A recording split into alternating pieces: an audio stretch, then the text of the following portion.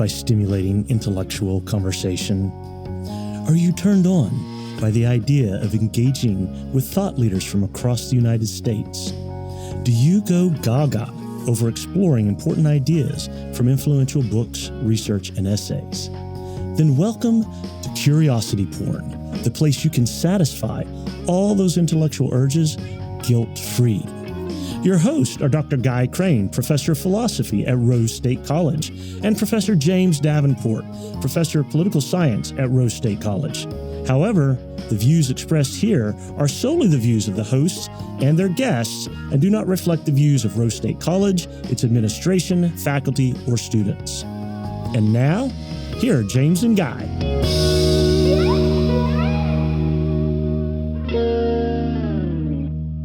Hey, Guy, how are you? I'm all right, James. How are you doing? I am doing well. We are the co-hosts of Curiosity Porn. Now, let me tell you, if you're listening and you're expecting, some exotic dancers and some stuff like that, this is not the show for you. You've missed the point. We'll explain that a little bit more in a bit. But we are all about what? Exploring ideas, right? Curiously exploring ideas, not afraid to ask questions. Following where our curiosity enticements lead us. There you go. And so that's what we are about. What's been going on in your world lately? Lots of stuff. Dealing with an old dog. I've got a son who's about to be married. Oh, my. Yeah. Pretty major life change right there. Pretty big life change. Yeah. In fact, one of our friends joked, it's kind of like getting divorced to actually get a kid completely and utterly out of the nest. I wouldn't know anything about that. So I'm just going to leave it there. So how did we come up with the name Curiosity Porn? I'm sure everybody who's listening is like, why in the world would they use that as their name for their podcast? Well, okay, so we were brainstorming names. This is one that I came up with, right? But I kind of borrowed it from, it sounds like a joke, but I borrowed it from a fairly serious source, actually. There's one of my favorite philosophers, C.T. Wynn, who's at University of Utah. He has an entire paper that he co-wrote with this other philosopher, Rebecca Williams, called Moral Outrage Porn. Now, I hadn't read the paper, but I had heard him on podcasts, like discussing what this was. Mm-hmm. And he actually talks about it in some of his other papers too. Anyway, so that's what got this idea in my head. And so I pitched that to you and you liked it. And then I decided we should probably go read that paper to see. That's usually helpful, right? So I sent it to you. I read it and I was kind of shocked at just how perfect a paper it is to introduce what we're trying to do. Cause I just thought everything that he said that moral outrage porn is, it's like the exact opposite of what we were trying to do here. Sure. And if I remember right from the paper, he goes into this explanation of how, we've transformed that word porn to capture certain ideas about a variety of things, right? And he talks about things like food porn or real estate porn. So tell me about how the usage of that word has changed somewhat in the popular vernacular, if you will. Well, right. And he does say that there does seem to be a clear distinction between the term pornography and porn, whereas pornography still seems to straightforwardly refer to the classical usage of content of a sexual nature, right? But this use of porn has become slang to where anything can be porn, food porn, real estate porn. I will admit to you that on Facebook, I am an avid follower of multiple accounts that can only be described as New England fall foliage porn. Okay. Now that might sound like the least sexiest kind of porn that you could look at, but for me, it's pretty great. And the idea, right, is that any of this content can be sort of represented in some medium, right? A GIF. Do you say GIF or GIF? I say GIF. We're going to go with GIF. Okay. We're going to have angry listeners from that debate alone, probably. GIFs, pictures, videos of whatever that content is. Is it food? Is it New England? Whatever. And the idea is just looking at that is gratifying. It's satisfying.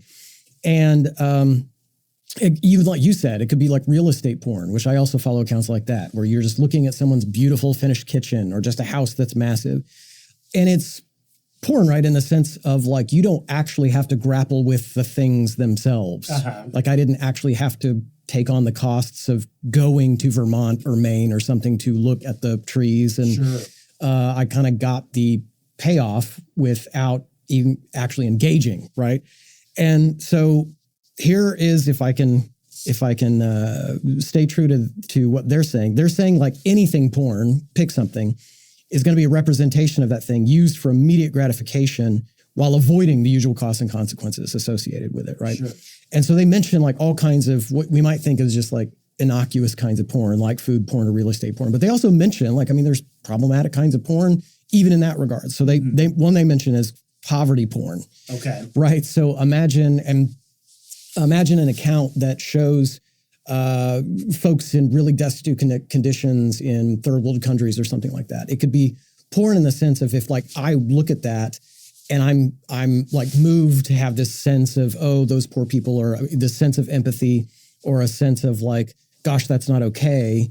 But then I don't actually do anything at all with respect to like helping them get out of poverty, right? Sure. So I've like had this sensation of like self-congratulatory morality or something like that. I feel better about myself because I've recognized this horrible condition, but I don't have to do anything to address that horrible condition, right? I have just kind of exposed myself to that imagery and said, oh, that's horrible. And now I'm going to go do the dishes, or now I'm going to go mow the lawn or something like that. Yeah. So I didn't really help at all, did I? Okay. I'm guessing that before you read this paper, I probably could have just said the word moral outrage porn and you would have known exactly probably. Oh, sure. Right. So those things that you see, and the best place to go to view this is certainly social media, right? Where every headline seems to be generated just to gin you up, to get you upset, outraged over something, right?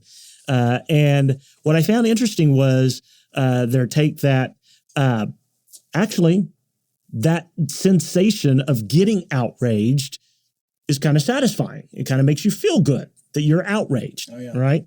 And then you walk off and go do something else. Yeah, right.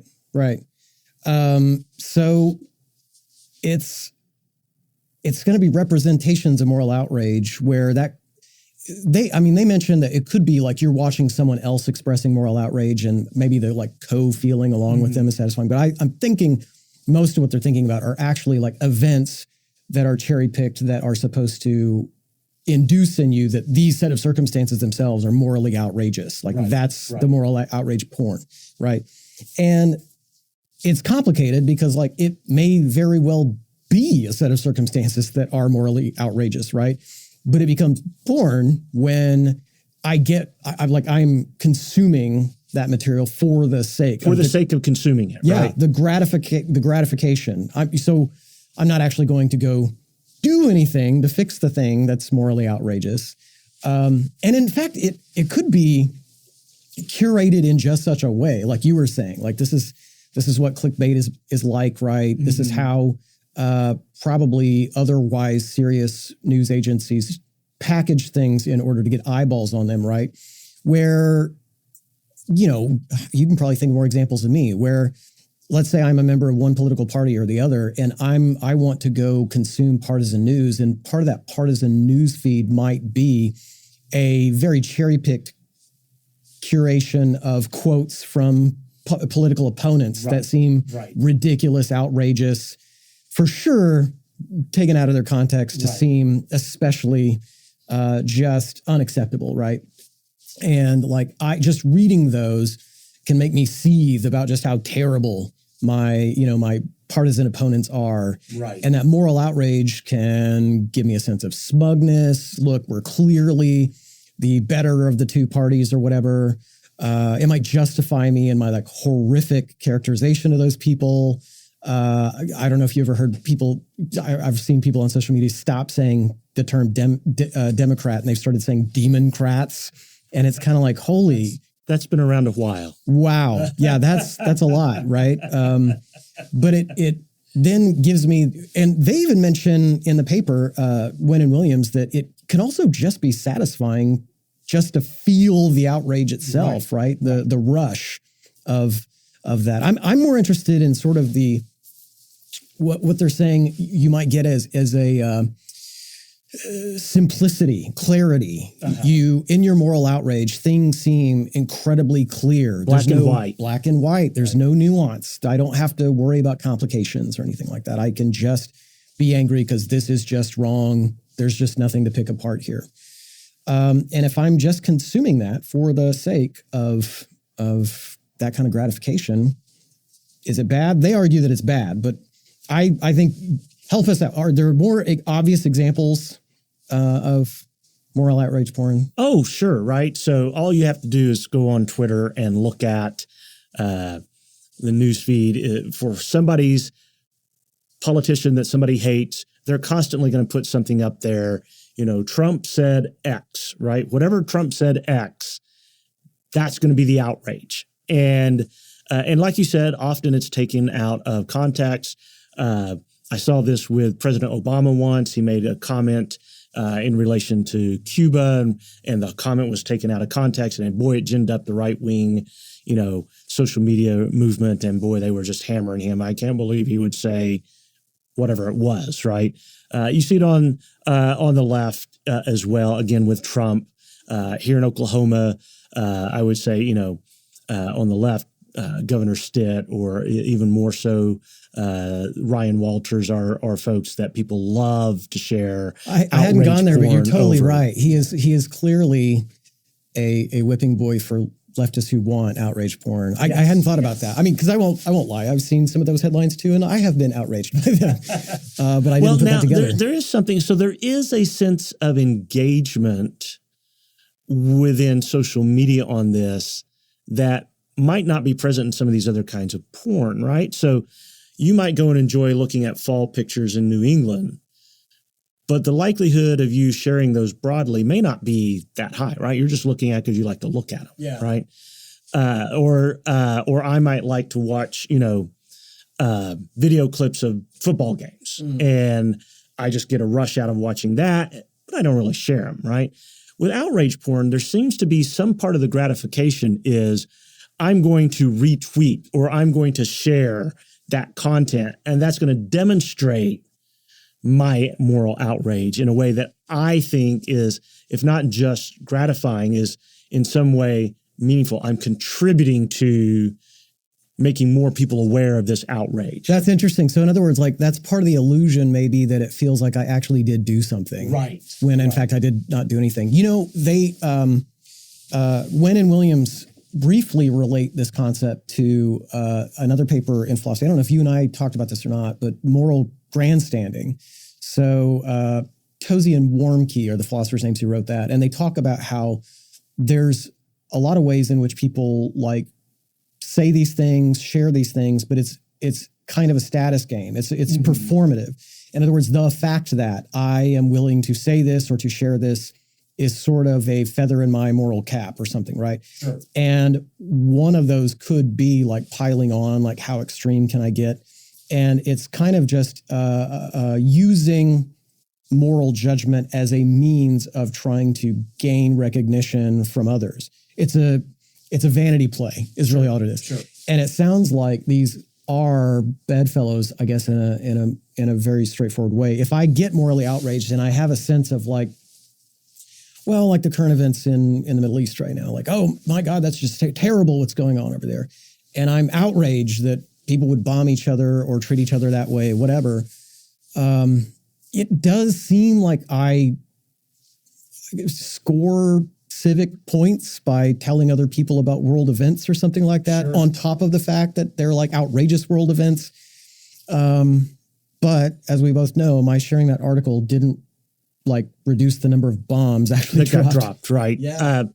And that kind of overlaps with something else that I know you have taken an interest in, is kind of this notion of tribalism, right? Because I get cred with my tribe for sharing the outrage, right? I feel more accepted. Maybe I get some likes and these kinds of things, right? So there is some point at which this engagement furthers the gratification I'm getting from this activity, right? Yeah. we probably should have just an episode in the future totally dedicated to the tribal psychology. Oh, absolutely. But really briefly, all we mean here is that some people engage in not just straightforward displays of rah-rah my team, but what appear to be very carefully, thoughtfully crafted arguments, statements, forms of analysis, and under controlled conditions, you can find out that ultimately they're actually just playing some sort of identity expressive or identity protective kind of game. It's somewhat performative. It's right? performative. Yeah. But what's crazy about it is the degree to which it can happen unwittingly. Like the person who's engaging that activity feels like they were thinking at the time. Right. When you can show, especially in a lab and between group settings, you can kind of show like, that's not really what was going on though. And you're right that like those kinds of moments, and I think that's why like the easiest example we have is like going to partisan news sources where I already feel like I'm amongst my peers and my team. And part of what makes us the team that we are is derogating the non-team members, right? Like saying like, look at how terrible they are. And again, that you're right. That the reason that goes hand in hand is because that gives me such a black and white view of the world. There's no nuance. I don't have to accept that people are messy, that even my side probably has flaws. That makes the world hard and less fun, right? Right. And so, yeah, it's not as fun as just being morally outraged. Exactly. Now, they talk in the paper a little bit how different kinds of porn can become problematic. And before we get into what makes moral outrage porn bad, in general, what's the criteria for how they set up? How can any of these porns become negative? Yeah, that's important because they want to say that the term itself is not a moral judgment of the content itself, right? Because there could be just straightforwardly non-problematic kinds of porn. So Wen mentions that I think he says it's his wife who enjoys looking at organization point. Right. Yeah. I picked up on that. Never mind. But I thought of someone in my life who, when they get upset, that might be the perfect thing. So I'm going to suggest that to them. Right. So the idea is like if his wife's feeling stressed or whatever, out of control, right. Looking at pictures of incredibly neatly organized spaces or workplaces can just bring a quick sense of calm and relief. Sure. So I think he mention like a set of colored pencils all arranged perfectly. Yes, by shade. Yeah. So it doesn't seem like that is problematic. But the reason that they say it's not problematic is that like what you are doing when you consume any of this kind of porn is you are instrumentalizing the thing being represented. You're like treating it as something merely to be used for your current purpose. Right. Well, and it seems like nobody's really that upset when you say like, I eat because stuff tastes good, right? Nobody says like, you foodist or something, right? There's no moral judgment attached to that. It seems like, well, yeah, I mean, there's other reasons to eat too, nutrition, but if you're eating because it's pleasurable, that seems fine. There's nothing wrong with instrumentalizing food in that way. It's also like if you had your own house and you want to be happy in it, you're probably going to decorate spaces in such a way that like you're happy and feel pleasure just being in your own space. One way to think about it is that like in all of these cases, the porn angle is reducing the content into a sort of object to be used, right? But that's just it. If we had like food porn or closet porn or organization porn, we're not reducing those things to objects because they're already objects. Like that's fine. That's what they are. That's what they are. Sure. But there could be things that we instrumentalize that it's the instrumentalization of that particular thing that is really the problematic thing. So that's exactly why like it seems like something like sexual pornography is morally questionable because if you instrumentalize what is in effect just human sexuality and sexual contact, that seems like exactly what you don't want to do with human relationships and sexual activity, right? You don't want to reduce that to an object. You don't want to use people in that way. Sure. That seems like a reduction that has some problems attached to it, right? And the same would go for like when they mention like poverty porn too, right? Exactly. So if I want to like just scroll through, horrendous pictures of what has happened in Syria and refugees that barely have a slice of bread to eat or whatever, then it does seem like I should care about the fact that people are poor, but I don't do anything if I'm just looking at poverty porn. I just know that in my heart, I feel the right sorts of things that people in my position of privilege relative to those people should feel. And then I just move on. And it's like, I don't know that I want to instrumentalize A, the people who are poor, or B, my sense of compassion for people who are poor. Right. Like that seems like something I wouldn't want to toy with. And those folks need to go maybe talk with Peter Singer a little bit. Probably so. Right. Yeah. For listeners who don't know, if you want to go read Famine, Affluence, and Morality, very famous 1971 or 2 paper by Peter Singer, kind of on this very thing. But let's be real, though. I mean, what's kind of sad is that, and maybe we'll bring this up later, is that there are nonprofits who work in like exactly those kinds of fields that weirdly know that we have that sort of like draw to the pornographic nature of the content. Sure. And maybe they can capitalize on that to get us to like write a check or something. Surely you and I both grew up with those. Was it Sally Fields? Yes, right. The Humane Society or something about animals and. I was thinking about. Oh, you were thinking about the one with the children and children. Yeah. So I keep thinking of the ones where the person comes on this. The ASPCA. Yes. That's with Sarah McLachlan's song that I would love to sing a few bars of here right now, but we don't own the rights to. But there's a reason why she's got this like sweet, soft song. And then they're not showing you pictures of animals that are like best in show on Thanksgiving Day or something. Or chasing the ball in the park with the owner throwing it. And no, it's the dog that has 3 legs. It's the cat that's missing part of its lip or something, right? And you're supposed to cry buckets because like, oh my God. And the fact that you feel so bad for that 3-legged dog, they're hoping will actually lead you to send them some money, right? So what you're saying is some of these groups can feed you this kind of porn, whatever kind it is, in hopes that you will take action by sending them some money and supporting whatever their mission is. Right. I mean, the sad part about that is that there's no part of the commercial that tells you what your money is actually going to bring about and its effect, right? Like, for all I know, maybe they have horribly run budgets and they're not really helping a whole lot of animals. I don't know. I mean, they don't say 90% of their funds are going to pay administration. Maybe, and, maybe 10% actually get to somewhere. But you wouldn't know it from the ad. It's just a porn ad. I mean, it's like to get me feel really bad for those kids in the case of Sally Fields. I mean, there's a reason that those also had just pictures of kids with so many flies on their faces, right? Again, they're not showing these kids all cleaned up and looking their spiffiest, right? That's right. It is to like do that kind of work. And the idea is that Wynn and Williams are bringing up is that like probably pick your poison. There's some parts of us that like just get some gratification out of just having interacted with that representation of the content, right? And it seems problematic, especially in cases where like instrumentalizing that content is problematic. That's exactly where it's a bad idea. And well, you want to get back to moral outrage porn? Yeah.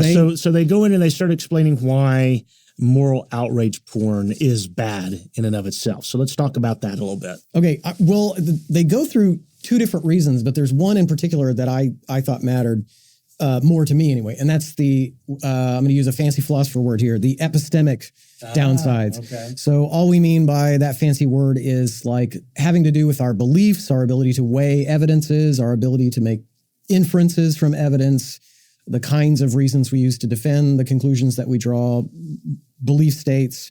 This is all we mean by epistemically bad things. Right. Okay.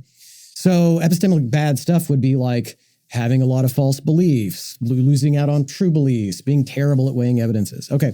Well, they basically think that moral outrage porn is going to move us down that path because what are the kinds, what kind of content would be most conducive to moral outrage? It's going to be kind of like what we just said. It's going to be things that are very black and white. They are outrageously, heinously, awfully evil, terrible, shocking.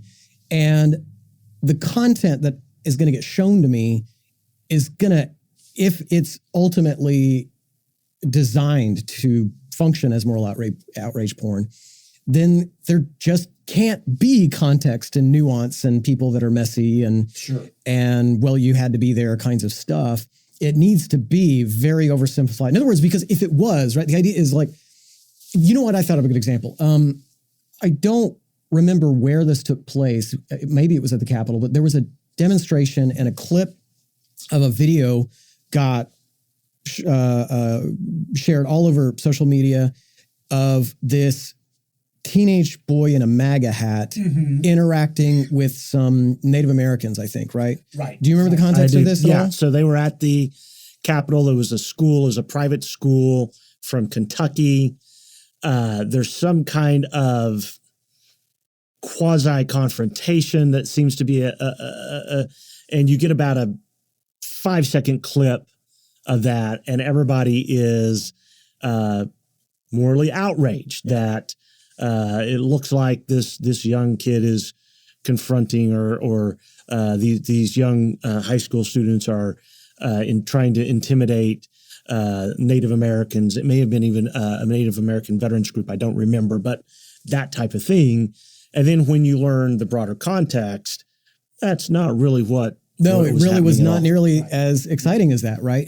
But that's the point. So the clip gets shared, and the idea is if it's prepackaged in a particular way, then people who are most prone to want to consume moral outrage porn will fill in the blanks in the context in just such a way to make that event more conducive to giving them the moral outrage that gives them all the gratification, right? Exactly. So I don't start to imagine, well, hold on, maybe there's lots of things we don't know about this. Maybe something happened before this that would have completely changed the way.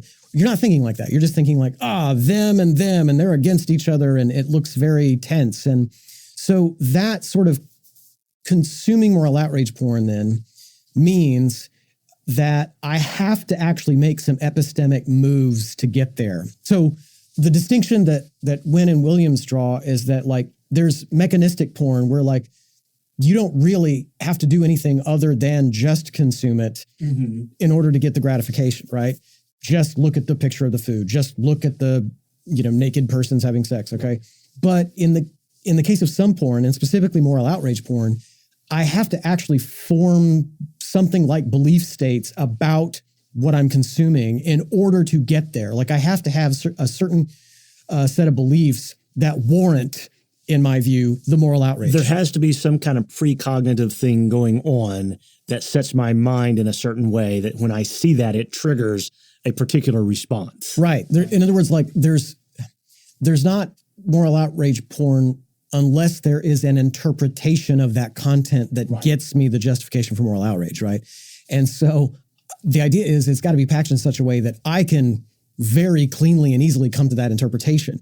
Now, the problem is that if I am seeking that moral outrage and all the gratification that comes with it, that aim is probably almost always at odds with the aim of developing beliefs with a sensitivity to accuracy, to like, is my belief true? Right. If I literally just was worried about like, well, wait, what is happening here? I would probably be in that context way more careful about like, I'm sure there's more going on than these 5 seconds that this video is telling me. Like I should go find out what was going on. But if I'm wanting to be outraged, it's probably all there that I need, given the blanks that I'm going to fill in, especially depending on whose team I play for, relative to who's in the video. Right. And so I can definitely get to moral outrage if I oversimplify or if I characterize as more extreme. Look, who in their life hasn't said something kind of funny and problematic that they probably should have thought about before they opened their big yap, right? But if I just like grab that particular quote from a politician and then that's it, I literally like equate that person with that one sentence out of their mouth, that would absolutely justify me in a lot of cases in being very morally outraged and to feel very justified then that I'm not you or I don't support you or whatever. But that is not the same thing as saying like, well, is that person really like that? That is not the same thing as sitting down with that human being and having a lengthy discussion with that person, right? But that latter practice doesn't get me to the moral outrage. When is the last time you sat down to coffee and had a long conversation where you learned about each other's families and even people with whom you disagree, right, their personal histories, what their educational backgrounds are, and literally like 30 minutes in, you finally say like, I knew it. I knew I was just as justified as I ever was from those 5 seconds to be just as morally outraged. Like, it's just not likely. It's exactly right. And the problem with that, two things, right? The time it takes to do that is way longer than the time it takes for me to get the gratification from the moral outrage porn, right? I've got to actually sit down, have some kind of conversation, learn about that. And the moment I start learning about that other person as a person and not as some caricature that some meme has been floating around on, my whole mindset begins to change, and I don't treat them as that. And so, but that takes a lot of work and a lot of effort. It's a lot easier just to be morally outraged, and I can be satisfied in my convictions that I'm right, they're wrong, I'm good, they're bad, however you want to phrase it, and go on down the road. And so, but that gets me to this question is, what do they identify as some of the negative outcomes of this kind of proliferation of moral outrage porn that we see? Well, I mean, so just to step back before I get on that bridge, I mean, that's the whole point, right? That like, if I am using that content to get my moral outrage and the gratification that comes with it, then I am in essence practicing, you might say it this way, getting my beliefs on the cheap, right? So in other words, I can go grab a belief now because it helps me get to the moral outrage, whatever that means, that like the kid in the MAGA hat is terrible, or like some politician is terrible, right? Or what this state superintendent said is just unacceptable. Right. But I didn't actually have to do hardly any evidentiary work to get that belief, right? I grab it because it will get me the moral outrage. And getting my beliefs on the cheap is a very bad precedent to set if I want to be a person who like is a pretty decent epistemic agent in the world. Sure. The getting it on the cheap means I don't have to verify the accuracy of this, right? I don't have to go any deeper to ensure that what is being communicated to me is an accurate representation of whatever this person said or did or whatever the event was, right? I just, boom, it's there. I'm outraged. It confirms. So you've got a lot of confirmation bias going on here with this, right? It confirms what I thought about this person or this event or this group to begin with. And then I can move on feeling like, yes, I'm right. I knew I was right. And this just confirms that. Yeah. So, I mean, think about like 2 or 3 things like you're setting up for that are not good. I mean, at least one is it's just epistemically lazy. Like the degree to which you're willing to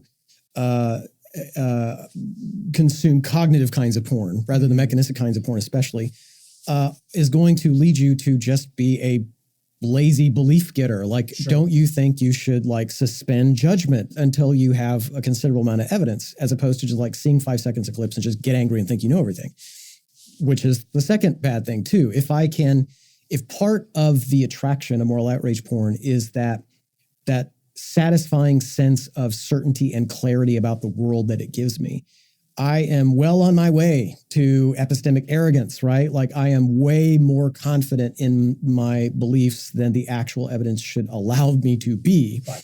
And that's a bad place to be. I tell my logic students all the time that there are establishments in the greater metro OKC area who want them to be far more confident in their belief that they are going to win a hand of blackjack than they actually are.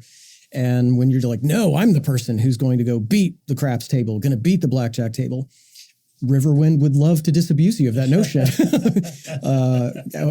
However, if that takes you $10 or if that takes you $500, exactly, they will or $10,000. Yeah, they will oblige. And so, yeah, it's bad to have that kind of bad epistemic setup. But I mean, I've been belaboring the epistemic point, but I mean, it's also morally bad for all kinds of reasons. I mean, there are things that happen that seem like we should be morally upset about that. Sure. And there's a couple of things that could go wrong here, right? If I'm a consumer of moral outrage porn, like if I'm that outraged by just like 5-second clips, like how do I get to the right level when I actually do witness firsthand in my life with people present something that's morally outrageous? It's kind of like the sense of proportion seems to be all distorted, right? I'm outraged about everything. And so how does anyone distinguish between what's truly something that we should morally, ethically be concerned about versus all of this other stuff that's just ginned up to create this kind of temporary feeling of outrage, right? How do we distinguish between those? Exactly. And you and I have brought this up before about like the kinds of things that we even grew up with feeling like we had to get outraged about compared to things that we didn't get very outraged about. Right. So I have a fairly low church evangelical history religiously, and I remember there were certain things that were just supposed to be shocking. And in my neck of the woods, I mean, some of those things were very doctrinal minutia. Sure. Like, did a congregation down the street allow women to lead in a certain capacity? That's outrageous. But what we didn't get particularly upset about was like poverty or arrogance or like, oh, well, that's just something you do in your prayer closet. And that like sense of like having a very warped proportionality of what was outrageous, what was not, is the next thing they worry about. It was exhausting, right? Because if you're the idea is like, I don't have the cognitive or biological, call them whatever you want, resources to be morally outraged by everything all the time, right? Like I can't do it. I'll burn out. And so if there really are things in life that warrant the gravity of my outrage sometimes, I probably should budget, right? Budget the amount of outrage that I'm willing to put into anything, right? And you know what? That might mean that there really are headlines that maybe they're not clickbait or anything. Maybe they really are reflecting of events that really are bad. But if I'm just not connected to them in any meaningful way, I'm probably not helping anybody by just being angry about it while I'm scrolling through my phone or something, right? It's not like I should be happy about it. And it's not like I want to develop apathy, but there are going to be cases where not only is this outrageous, it's outrageous precisely because it does involve me in a very direct way that I need to engage. Now, there are cases where like maybe I am too apathetic and that is something I could be doing something about and I need to get outraged by that. But if we're talking about specifically the porn, then what we really are talking about is getting the gratification in a way that is never going to require me to engage the actual content being represented. Right. A couple of things I want to mention here, and then I want to talk about how curiosity porn is not like these others that we've talked about, right? So following up on what you said, this kind of environment can make you feel like you've accomplished something when you really haven't, right? When I think of that, I think of hashtag activism, right? So I just put a hashtag on Twitter, hashtag poverty or hashtag racism, and I feel like, oh, see, I'm being a good person. I'm signaling that I'm on the right side of this stuff and that I'm outraged by whatever that is.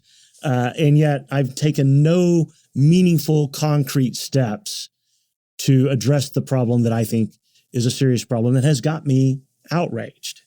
And so we get into this kind of mindset of, I don't really need to do anything about it. Why should I be bothered to get up and go address poverty or address racism or address any other issue you want to be addressed about? I'm sharing my outrage with others. That is sufficient. Yeah.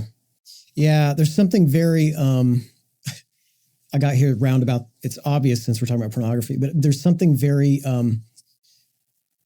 voyeuristic, just sitting in the peanut gallery, right? Right. In other words, I really am objectifying things that ought not to be objectified. If this really is morally outrageous, let's not reduce that to just something for me to hashtag. Right. Maybe I should Go volunteer at the local food bank, or maybe I should be writing a letter to my senator. That's right. Yeah. The other thing that it comes out of this is that this kind of lack of curiosity, right? I'm not going to take the time to explore this issue any further than seeing that, venting my outrage, and then moving on. Yes. Right? So this is exactly why I thought this paper was so good and timely, because if I am even inclined or prone to consume moral outrage porn, I right there am at least paying an opportunity cost for other indulgences I could have given into that are actually non-problematic, right? I mean, we're not just talking about fall foliage porn here or food porn. Maybe that's fine too. But the idea, right, is that like if moral outrage porn has exactly these kinds of costs, then they're like the death of the exact kinds of things I could do cognitively that are really good for me to do. Right. So if I'm certain about who's good and evil in a situation, and the world is that clear, and I'm just willing to say that I'm right on so little evidence, like that right there is going to be the death of further investigation, asking questions, finding things out, right? It's going to be the death of curiosity. Right. Whereas if I saw something like that and I said, well, wait a minute, what is actually going on here? Maybe I just don't know. I know it appears on first glance, given my sort of prior commitments, what it might be very tempting to think here, but what really might be going on here. And even in the example we talked about, what you find out took months of that video circulating for that to finally get out, that none of us really knew the real context that were going on there after it had been consumed left and right. as outrage porn. You would learn things about how complicated the world is. And so I think that there can be a kind of satisfaction that comes from learning that things are complicated, or that you were mistaken and things aren't so simple, and that it's not all black and white. And especially a sense of gratification that can come from realizing, and that's okay, right? I don't need that degree of certainty. I don't need that degree of like closure of every intellectual package in the world. And it's also gratifying because like, I don't need to be lazy to actually have a sense of gratification, right? I could instead engage material in a sense of curiosity, and that might do very different work in terms of like the payoffs. Like it is pleasurable, and I got smarter, right? Have you ever heard of the illusion of explanatory depth? I have not. Okay. So there's a few papers on this, but one that I like to use for my logic students, I start with this one.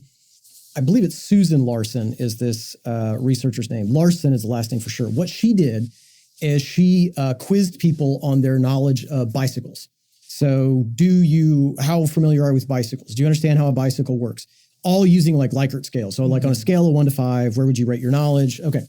So, and she had a mix of people. She had people who like said that they never cycled. She had people that said they cycled 5 times a week. Mm-hmm. And she even categorized anybody doing 5 times a week or more, I'm going to consider experts in cycling. Okay. And then, so after she does this, she gives them a piece of paper with incomplete bicycle diagrams on them. Okay. And all they have to do is draw like 1 of 3 parts. They either have to draw the pedals, the chain, and the crossbar. And they could do it one at a time. And their job is just to like show on a bike where this would go. And what was crazy, and then I think she had a distractor task. And then after that, she then even gave them like multiple choice images so that they could still even decide which of these shows the correct chain placement. Okay. So what was fascinating about this is that she had all these people, especially the people who had said like, I understand bikes completely, who were drawing machines that could not possibly even move, right? If you got on them, this is just a paperweight now, like it can't actually operate as a bicycle. And after they had done the drawing exercises, they had to re-rate their own confidence, and the average confidence rating went way down. So in other words, they had a sense of the level at which they understood the actual mechanistic explanation of the thing. Right. Was they thought of themselves as way more deep on that front than they actually were. Interesting. And so when they actually were put on the spot, the reason I'm bringing this up is because there is another, I want to say he's a business school professor, Philip Fernbach, did basically the same thing, but with public policy issues. Okay. So that one was run in like 2012, I think. So the hot issues of the day were like cap and trade on carbon emissions, unilateral sanctions against Iran, something else as well. And so he gets a bunch of partisans and he says like, do you have a position on this issue? Right. And he only grabbed those people that were at the extreme ends. Yes, I'm super for this or I'm super against it. And then he asked them like, will you rate your understanding of that issue? And they, again, had a lot of people really confident. Oh, yes, I absolutely understand it. And then he just gave them a chance to like explain to me like step by step, how would this policy work? What would it actually do? How would this actually go? And he talked about how like almost none of his participants could even come up with a sentence about how it actually worked. They really didn't understand how the policy would actually go. And then he had them re-rate themselves on the confidence scale and it went way down. Yeah. And so the idea is like, if you just get somebody to answer a question like, I wonder how this really works. I wonder if somebody can really explain it to me. That seems to be an antidote to that level of epistemic arrogance that you get in moral outrage porn, that sort of addictiveness to certainty, that addiction to the smugness and superiority, and just also the addiction to everything needs to be neat, clean, simple, no nuance. I know who the good guys are, all of that. Yeah. And I'm thinking, at least for this podcast, why couldn't you, in essence, weaponize or titillatingly package object of curiosity? Sure. Stuff that is just, it is deep, it is hard to understand, but it's interesting and it matters. Like it absolutely affects the world that we're in, the air that we breathe, etc. But we're not interested in the partisan moral outrage porn version take of any of those issues, right?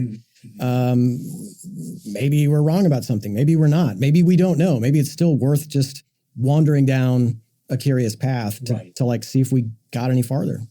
And so that is basically what I thought of when like, why not call this curiosity porn? We're going to explore more deeply different ideas. So, but in doing so, it's going to be very gratifying. Yeah. I'm going to feel much better about what I know about that topic. And I hope, in a way that like can be surprising. I mean, I love that. I mean, just the unexpected. Common wisdom says, and then you find out like, no, that's not how it works at all, actually. Yeah. I love that stuff. And a sense of like, when you really do understand sort of the mechanisms of something, like that is, there's something deeply satisfying about feeling like you really have something to hold on to from the world now. Like, oh, probably a lot of things work similarly now. You do start to be able to apply those models in other places, that kind of stuff. And that's like deeply gratifying. But it seems like it's deeply gratifying in exactly the non-problematic way that is the counterpart to the problematic way that moral outrage porn is also deeply gratifying, right? And, for those who would like to know or read this paper for themselves that we've been discussing, right? It's titled Moral Outrage Porn. It's by Wynn and Williams. Do you remember what it was published in? It was the Journal of Ethics and Social Philosophy. It's, I believe, August 2020. Okay. And that journal is open. So it's not behind a paywall. You can just search that. You can go and get a free PDF. So learn more about that. And just so you know, sometimes the podcast will be us having a conversation like this, exploring a paper and the ideas that come out of it. Sometimes the podcast will be us interviewing somebody who's written a particular paper or a book or an essay or something like that. And sometimes it'll be split between both. So we're going to be doing a lot of different stuff on here. It's going to be, I hope, a lot of fun. I expect it to be. But then again, we're kind of nerds. We like exploring ideas. Yeah. And I think that's, at the end of the day, that's what this podcast is all about. Let's delve into ideas that are out there, ideas that are in many ways shaping the way the rest of us see the world, and finding out what's good, what's bad about them, how do they work, how do they not work. What are there conditions that make it work in some places and not in others? All of that kind of information. We're going to be delving into that here through this podcast. Yeah. And I mean, our interests are very broad. I mean, yeah, I'm a philosopher, you're a political scientist, but beyond that, we are interested in psychology, political psychology, social science, economics, social philosophy, there's social institutions.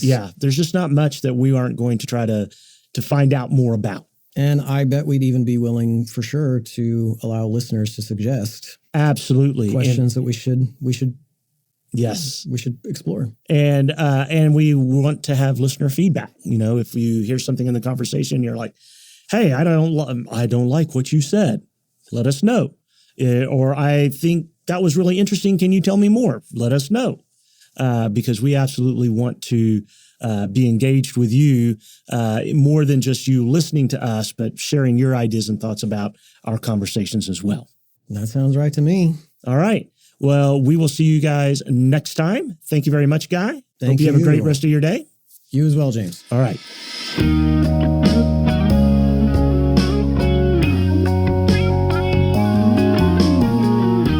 Thanks for listening to Curiosity Porn with the two best intellectual pole dancers in the United States, Dr. Guy Crain and Professor James Davenport. If you'd like to share a comment about today's episode, suggest a guest or topic, or just leave a compliment or complaint, you can reach us at curprn@gmail.com. We hope to hear from you.